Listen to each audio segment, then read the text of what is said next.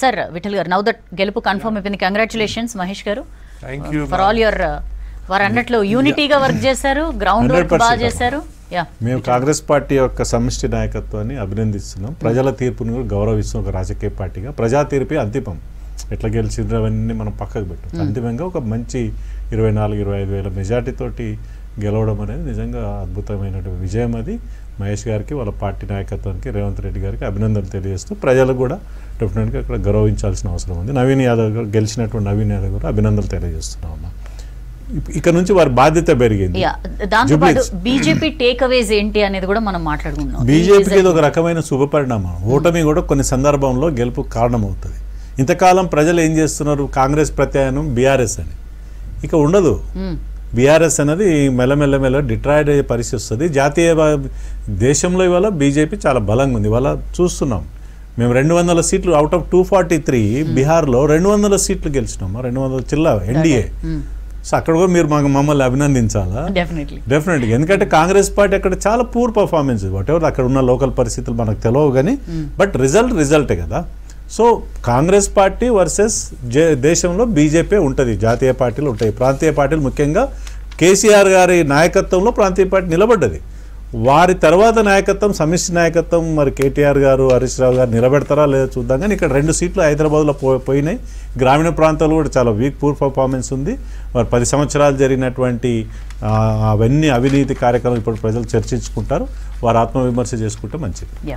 ఫైనల్గా ఏం చెప్తారు మహేష్ గారు? ఎలాంటి బాధ్యత, నేను చెప్పినట్లు మీరు ఆల్రెడీ కొంత పనులు చేశారు, ఏవైతే 10 ఏళ్లుగా జరగలేదో వాటిల్లో కొంతవరకు చేసే ప్రయత్నం చేశారు, ఇక ముందు చేస్తామని చెప్పి చాలా విషయాలు చెప్పారు. సో ఏంటి next, what next in Jubilee hills? Jubilee hills ప్రజలకు ఏదైతే మేము అభివృద్ధి పేరు మీద వాగ్దానాలు చేసినామో వాటన్నిటి కూడా రివిజిట్ చేసి చేయాలని మా లోకల్ కార్పొరేటర్ గారికి ఆల్రెడీ మంత్రులు, ఆ స్థాయి నాయకులందరూ కూడా ఇన్స్ట్రక్షన్స్ ఇచ్చి ఉన్నారు. ఇప్పుడు మొన్నటి వరకు కేవలం కార్పొరేటర్లు మాత్రమే ఉండే. మేము పోయినప్పుడు కండువా వేసుకునే కార్యకర్తలు కూడా లేరు. కార్పొరేటర్లు ఉన్నా కండువా వేసుకునే కార్యకర్తలు బూతుల్లో లేరు. ఇప్పుడు ఎమ్మెల్యేగా కూడా మా అభ్యర్థి, మా సోదరుడు నవీన్ గారు గెలుపొందారు. వారికి శుభాకాంక్షలు తెలుపుతూ ఈ అపూర్వ విజయాన్ని మరొకసారి ముఖ్యమంత్రి గారికి అంకితం ఇస్తూ జూబ్లీ హిల్స్ అభివృద్ధి కోసం ఏదైతే భరోసా ఇచ్చొచ్చినామో, హామీ ఇచ్చొచ్చినామో దాన్ని నిలబెట్టుకుంటూనే జూబ్లీస్ను ముందు పెట్టి జిహెచ్ఎంసీ గేట్స్ ఓపెన్ చేసి కంప్లీట్ జిహెచ్ఎంసీని కాంగ్రెస్ జెండా ఎగిరేసి ఒక వరల్డ్ క్లాస్ సిటీగా హైదరాబాద్ను తీర్చిదిద్దాలని ఏదైతే ముఖ్యమంత్రి గారు డే 1 నుంచి ఒక లక్ష్యంతో పనిచేస్తున్నారో, హైడ్రా పేరుతోని ఆక్రమణలను తొలగించి ఏదైతే free and fair water flow ఉండేటట్టుగా చూసి హైదరాబాద్ సిటీ ప్రజల సేఫ్టీకి ఎక్కడ ఇబ్బంది కలగకూడదని చూస్తున్నారు. తర్వాత మూసీ రీజన్యువేషన్ ప్రోగ్రామ్ కూడా పెట్టి ఒక వరల్డ్ క్లాస్ సిటీకి ఉండాల్సినటువంటి మౌలిక వసతులను క్రియేట్ చేస్తున్నారు.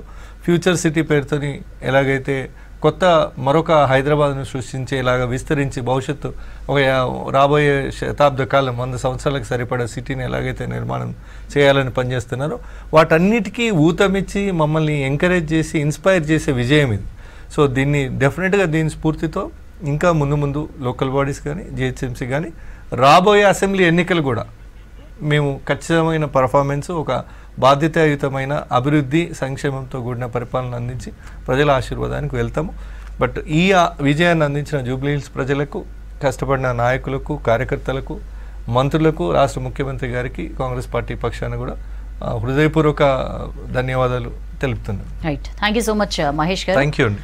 సో అనేక ఇష్యూస్ ఈ సందర్భంగా చర్చకు వస్తున్న పరిస్థితి, బీసీ అభ్యర్థిని అక్కడ క్యాండిడేట్గా పెట్టడం దగ్గర నుంచి అనేక మొత్తం యూనిటీతో పనిచేయడం, ముందుగానే మంత్రులు వివేక్, పొన్నం అండ్ తుమ్మల ఈ 3 మంత్రులకి అక్కడ జూబ్లీ హిల్స్లో వర్క్ చేయమని, పెండింగ్ వర్క్స్ని కంప్లీట్ చేయమని సీఎం ఆదేశాలు ఇవ్వడం, దాంతోపాటు ఏ ఒక్కరోజు కూడా అలసత్వం వహించకుండా గెలిచేస్తాం కానీ మెజారిటీ మీద మనం దృష్టి పెట్టాలి అంటూ సీఎం ఎప్పటికప్పుడు సమీక్షిస్తూ క్యాడర్ని ఉత్తేజితం చేయడం, క్యాడర్ ఎక్కడా కూడా నైరాశ్యంలో ఉండకుండా, లేకపోతే కొంచెం గెలిచేస్తాం కదా అని చెప్పి లైట్ తీసుకోకుండా ఎప్పటికప్పుడు వారిని అలర్ట్గా ఉంచడం, ఇట్లాంటి అనేక ఇష్యూస్ ముఖ్యంగా కాంగ్రెస్ గెలుపులో కీ రోల్ ప్లే చేశాయని చెప్పొచ్చు. దాంతోపాటు బీఆర్ఎస్ చేసిన ఓవర్ ప్రచారం కానీ, ఇంకే ఉంది ఎలక్షన్స్లో గెలిచేస్తే కేసీఆర్ నాయకత్వం వచ్చేస్తుంది అంటూ లేనిపోని ఆర్భాటాలు, విపరీతమైన విష ప్రచారాలు, V6 వెలుగు క్రెడిబిలిటీని అడ్డం పెట్టుకుని వాళ్ళు చేసిన ఫేక్ ప్రచారాలు, ఇవన్నీ కూడా వాళ్ళకే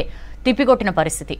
ఇప్పటికైనా ఆ పార్టీ ఏమైనా ఇంట్రాస్పెక్ట్ చేసుకుంటుందా, ఎందుకు ప్రజలు మనల్ని పదే పదే వద్దనుకుంటున్నారు అనేది మాట్లాడుతుందా అనేది మాత్రం మనం we have to wait and watch. ఎందుకంటే వాళ్ళు ముందే ఒకటి రెడీ చేసుకుని పెట్టుకున్నారు, గూండాయిజం చేశారు, ఎక్కడికక్కడ రౌడీయిజం చేశారు, అధికార దుర్వినియోగం చేశారు, అందుకే గెలుస్తున్నారు, లేకపోతే అందుకే ఇలాంటి రిజల్ట్ రాబోతోంది అంటూ ముందుగానే ఒక నెరేటివ్ బిల్డప్ చేసే ప్రయత్నం చేశారు. బట్ నిజంగా అలాంటి ప్రయత్నాలు కనుక కాంగ్రెస్ చేస్తే రౌండ్కి ఒక టఫ్ ఫైట్ మనకి కనిపించేది.